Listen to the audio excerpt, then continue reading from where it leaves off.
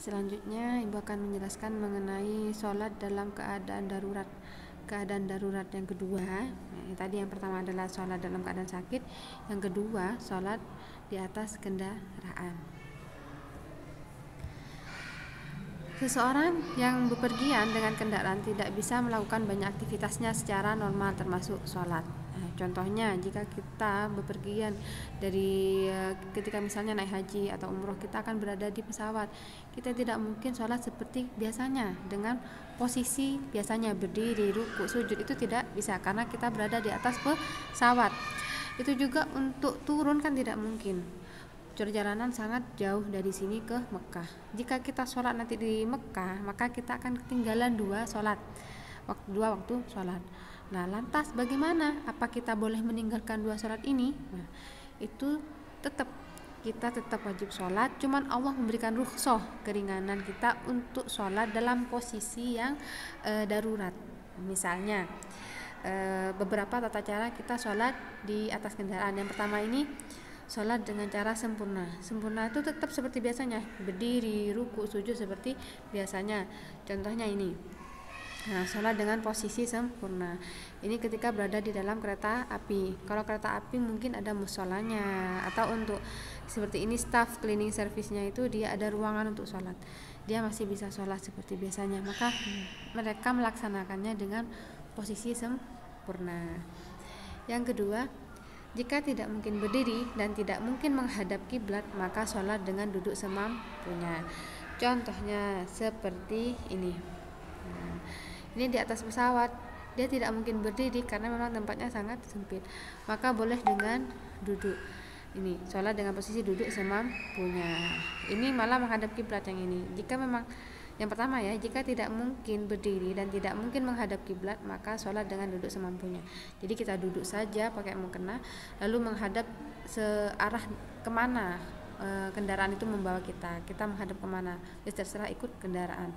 Yang kedua, jika mampu menghadap kiblat, maka wajib sholat dengan menghadap kiblat. Misalnya kereta api tujuan Blitar ke Jombang, nah, itu mungkin kereta apinya lurus ke barat. Jadi kita menghadap ke barat seperti ini posisinya. Jadi dia itu menghadap ke barat, cuman posisinya tetap duduk, tidak bisa berdiri, tapi dia bisa menghadap ke barat. Itu boleh, kita usahakan kita menghadap ke barat dulu. Setelah ini misalnya kereta api ini belok kemana, kita sudah manut saja. Yang penting pada awalnya itu kita sudah menghadap kiblat. Namun jika tidak mampu menghadap kiblat, maka kita menghadap sesuai dengan kemana kendaraan itu membawa kita. Yang ketiga, jika mampu menghadap kiblat, maka wajib sholat dengan menghadap kiblat. Seperti tadi, ini sudah menghadap kiblat, ini jurusan kereta api ini, maka saya akan menghadap ke sesuai dengan tujuan kereta api itu. Jika tidak mampu, maka sholat sesuai dengan arah kendaraan. Seperti pesawat, masa kita akan menyuruh Pak Pilot tolong hadap ke barat dulu sebentar, itu kan tidak mungkin. Jadi kita mengikuti saja kemana arah kendaraan itu membawa kita. Yang penting kita sholat seperti biasanya, takbiratul ihram, rukuk, sujud dengan posisi duduk.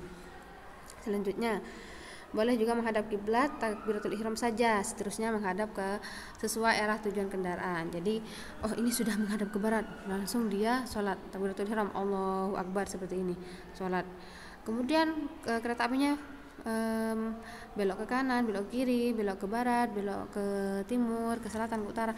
Jadi itu sudah kita sudah tetap seperti ini posisinya. Jangan kita balik ke kanan, balik ke kiri karena kereta apinya belok. Itu tidak perlu. Yang penting awalnya saja kita menghadap ke barat, selanjutnya kita mengikuti saja ya. Tidak usah seperti ini kalian, kereta apinya ke barat, ke timur, lalu kalian belok lagi ke kanan. Terus kereta apinya menghadap ke selatan, kita belok lagi ya. Jadi bingung kan? Jadi tidak usah seperti itu. Yang penting kita sudah sholat seperti ini kan kondisi darurat. Ini yang disebut sholat dalam kondisi darurat. Nah, selanjutnya bagaimana wudhunya? Bersuci bisa dengan tayamum karena tidak ada air. Tayamumnya dengan apa? Nah, dengan ini. Nah, di antara kursi-kursi ini ada debu. Jadi kita menepukkan kedua tangan kita, kemudian kita usap wajah. Nah, kita usap wajah kita dengan niat nawaitu tayammum listibahatis sholatil fardhu lillahi ta'ala. Saya niat tayamum untuk membolehkan saya sholat fardhu lillahi ta'ala. Kemudian musab mukanya, ambil lagi debu di tepuk tangannya, kemudian usap ke kedua tangan sampai siku. Ini namanya tayamum. Seperti ini contoh kasusnya. Ada dua pendapat, bagaimana ya kita berwudu, apa kita berwudu atau bertayamum saat di pesawat. Pertama itu selama masih ada air boleh, selama masih ada air belum boleh tayamum. Jika di pesawat ada air kita tidak boleh tayamum. Ada yang mengatakan seperti itu. Tapi ada juga kalau di pesawat itu kita tuh haram berwudu karena airnya terbatas.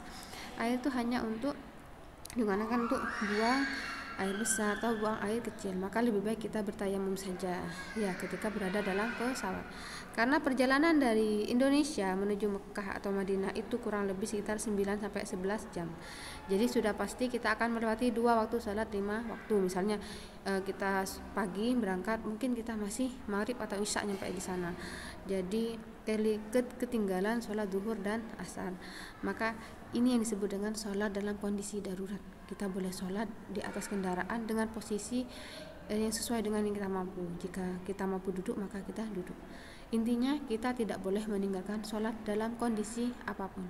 Karena jika kita sudah meninggalkan sholat, maka seperti yang tadi Ibu jelaskan, al-ahdu bainana wa bainahum as-shalah. Jadi al-ahdu alladzi bainana wa bainahum as-shalah. Jadi yang membedakan kita dengan orang kafir adalah sholat.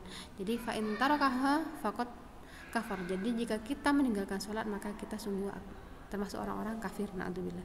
Jadi intinya jangan pernah meninggalkan sholat bagaimanapun itu. Seperti sholat khauf, sholat dalam keadaan perang. Sekalipun kita sudah perang, di tengah perang kita juga tetap sholat. Bagaimana tata caranya nanti Ibu akan jelaskan. Jadi ingat, jangan pernah meninggalkan sholat karena Allah berfirman ya, inna awwalu ma yuhasabu bihil abdu yaumal qiyamati sholatuhu. Jadi hal pertama yang akan dihisab, ditanyakan pertama kali ketika seorang ini sudah meninggal, sholatuhu. Jadi sholatnya. Yang dihisab pertama kali ketika kita sudah meninggal adalah sholat. Jika kita sholat kita tidak pernah dilaksanakan, maka entahlah akan seperti apa. Jadi yang Allah wajibkan pada kita adalah sholat. Ya, ma khalaqtul jinna wal insa illa liya'budun. Jadi saya menciptakan jin dan manusia kecuali untuk menyembah kepada saya. Kita di sini hanya untuk menyembah Allah, yaitu dengan sholat. Mungkin cukup sekian dari Ibu, semoga bermanfaat. Jangan lupa belajar. Semoga materi Ibu ini benar-benar dipahami. Jika tidak paham silahkan bertanya. Cukup sekian. Wassalamualaikum warahmatullahi wabarakatuh.